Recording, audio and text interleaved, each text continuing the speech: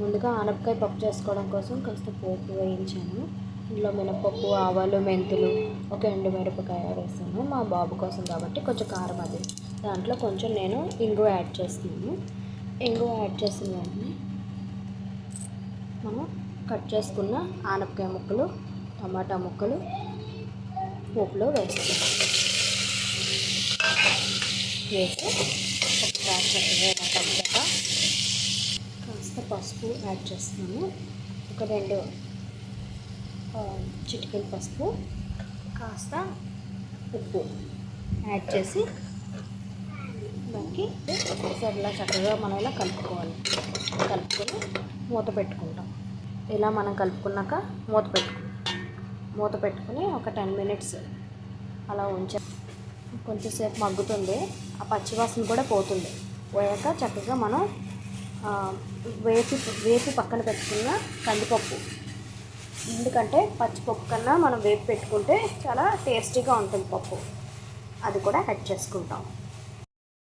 ఇలా మనం 10 నిమిషాలు మగ్గించుకున్నాక ఇప్పుడు అందులో మనం ఈ కందిపప్పుని యాడ్ చేసుకుంటాం. ఓకే, మనం తీసుకున్న ఆనపకాయ ముక్కలకు తగ్గట్టు మనం కొంచెం పప్పు యాడ్ చేసుకుంటాం. మనకి ఎంత క్వాంటిటీ కావాలంటే అంత క్వాంటిటీ మనం యాడ్ చేసుకుంటాం. ఇప్పుడు కొంచెం ఇలా కలుపుకున్న దగ్గర నీట్గా కలుపుకుని, కావాలంటే మనం ఇందులో పోపులోనూ 2 వెల్లుల్లి రెబ్బలు కూడా యాడ్ చేసుకోవచ్చు, కమ్మగా ఉంటుంది. నేను దేవి నవరాత్రులని నేను సింపుల్గా ఇలా యాడ్ చేయకుండా ఒకటి వేసి ఒక్క నిమిషం మూత పెట్టి, రెండు కలుస్తాయి, మూత పెట్టి ఒక్క నిమిషం మగ్గనిచ్చాక అప్పుడు వాటర్ యాడ్ చేసుకుని మనం ఒక 6-7 విజిల్స్ వచ్చాక ఆ కుక్కర్ ఆఫ్ చేశాక దాన్ని మనం కుక్కర్ చల్లారాక ఓపెన్ చేసి లాస్ట్లో మనం చింతపండు పుల్ల వేసి ఒక 2-3 నిమిషాలు మగ్గనిచ్చి మనం స్టవ్ ఆఫ్ చేసుకుంటే రుచికరమైన ఆనపకాయ పప్పు సిద్ధమవుతుంది. నేను ఆ పప్పులోకి ఒక 3 గ్లాసులు నీళ్ళు, 3 గ్లాసులు అంటే ఈ గ్లాస్తో 3 గ్లాసులు నీళ్ళు పోసి కుక్కరు ఇప్పుడు మూత పెట్టుకున్నాక ఒక 6 విజిల్స్ వచ్చాక మనం స్టవ్ ఆఫ్ చేసుకోవాలి. 6-7 విజిల్స్ వచ్చినా పర్వాలేదు.